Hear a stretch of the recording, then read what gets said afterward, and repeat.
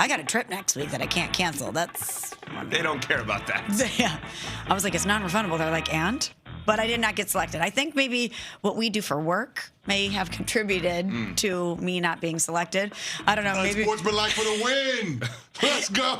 Maybe because we talked about it on national radio and TV. They're like, don't think that she'll be a great juror. She's a yapper.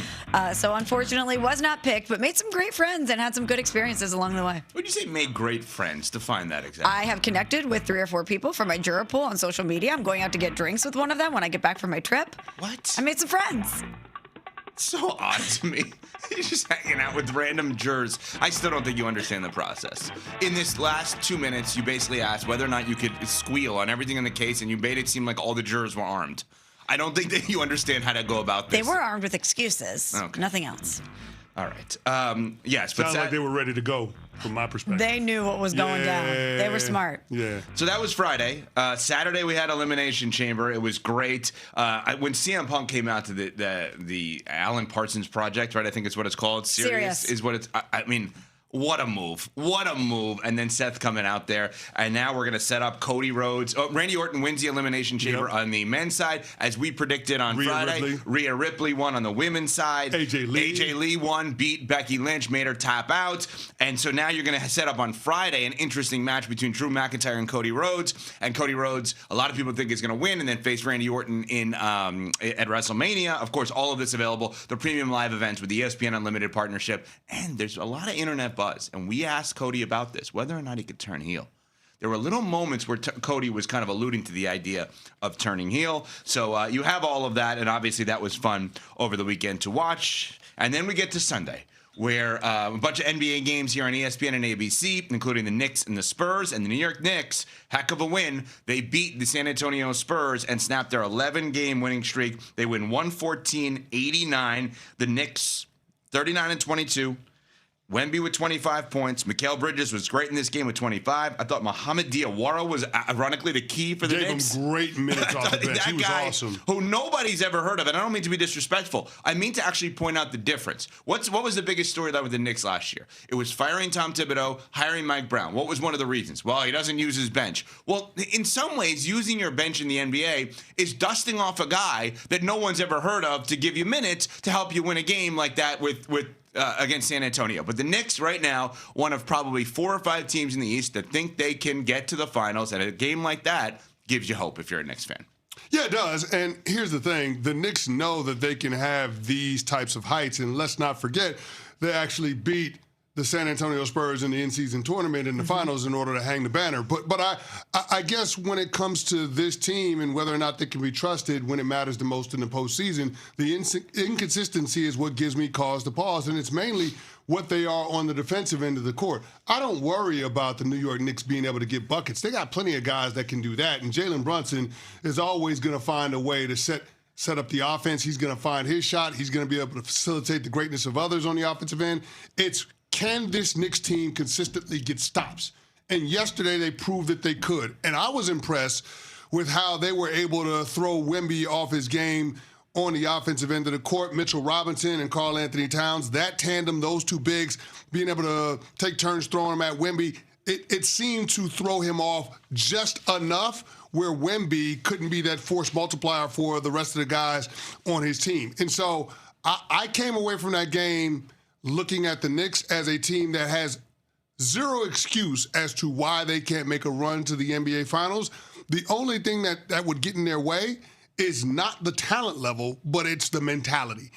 And if they can get over that hump, if they can break through in that regard, then all of a sudden we could be talking about this team being able to make a run and compete for a championship. When you say mentality, do you mean tenacity? Do you mean having a short memory? What do you mean when you say mentality is going to get in the way for them? Intensity, physicality, grit. The Knicks don't bring that every single game. They just don't. And not against certain teams either. No. We saw it with Detroit, that's lacking, but then we see it with San Antonio. It's inconsistent They held the for them. Spurs to a season low when it comes to points like this. Right. That's a damn good outing for the New York Knicks. Defensively is where it started for them, right? I mean, after They got going. They shut the faucet off in the first quarter. They didn't trail after that. So, I mean, this was a dominant performance by the New York Knicks, and they had that in them, right? I mean, you see the depth that they have, the versatility that they have with some of the pieces, especially on the defensive end of the court. It's just a matter of them putting it together. Mikal Bridges is an outstanding defender. OG Anunoby, outstanding defender. Josh Hart has got a ton of grit. Alvarado off the bench, outstanding defender. They've got guys that can play defense. Mitchell Robinson, a really good big when it comes to defending and being a rim protector. They've got the requisite pieces. Right. It's just a matter of whether or not they can put it together consistently. And can you trust them once we get to the tournament in the games where it matters the most? Because all of the playoff games are going to be tight. And we saw that in the Eastern Conference Finals last year. The games got tight, the Knicks got tight. Sure. And the Indiana Pacers with Tyrese Halliburton didn't. That was the difference. Can we trust the Knicks to get past that? Can we trust them to have more mental toughness than they have displayed in postseasons past with this core of players? That's the only thing that's missing. But as far as what they did yesterday, damn impressive.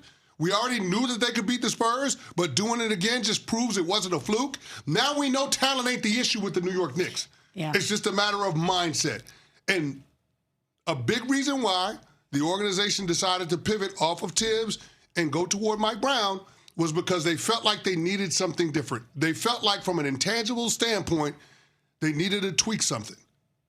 Well, yesterday, you looked at the results and you said, that's more of what we want. That's more of what we're expecting. Now we need to see you do it in the playoffs. That's why I wanted you to expand on that. As a champion yourself, you know what it takes. But when I'm watching this game yesterday with the Knicks and the Spurs, I'm like, okay, that's a data point that's going to give them confidence because they have been inconsistent.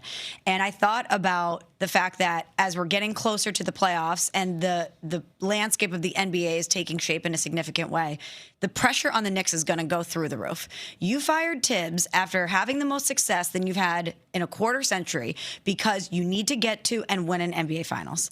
And as we get closer to the playoffs, that is only going to intensify for the Knicks. You keep saying, Evan, does it even matter what they do in the regular season? No. This is a postseason team. Yeah. But we're getting closer to that. And because they've been inconsistent against some teams, Detroit, et cetera, when you play the hottest team in the NBA, a team that we are looking at and saying, maybe they are a year ahead of schedule, but when you watch the Spurs play, they look like a team that can compete for and win a championship, no question. And if you're the Knicks and you have a dominant win like that against a team coming in that had an 11-game winning streak, that gives you confidence moving forward, which I think is very vital for this team. I have a small critique of the Spurs very quickly. I want to watch a game and feel like they're forcing the ball to Wemby. And I don't watch the game and feel like they're forced. He's that good. He's that unstoppable. He's that dominant. I want to feel a couple of possessions like, he's not that open, but they're throwing him the ball. Like he is at that level for me where, and it's not like you don't have a room to throw him the ball. Just throw it high up. He'll get it. I just want to feel like every time you can get him the ball, you get him the ball.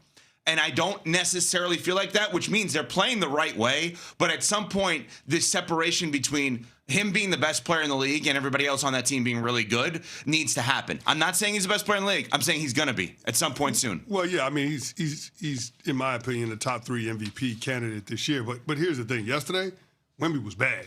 The turnovers, inexcusable, man. Like, you can't make certain mistakes. Like, you get a defensive rebound, and then you try to force the outlet pass. It ends up being a turnover, and then the Knicks end up scoring off of, an offensive rebound and that following the possession. Those types of things can't happen. Like, Wemby's got to be cleaner in terms of the basketball that he plays when teams decide that they're going to get physical with him. And that's the one thing that's missing from him. He's not a very... He's a tall guy, but he's slight of frame, so right. That's one of the things that he has to adjust to. And maybe this is a part of the maturation for him, the growing pains that he's got to go through. But yesterday, Wemby was not good, and as a result, his team struggled. But I don't want to discredit the New York Knicks because I think that they forced him into making those mistakes. Coming up, the Sports Indefensible now has a Hall of Famer defending it. We will explain what that is after I tell you this about ZipRecruiter.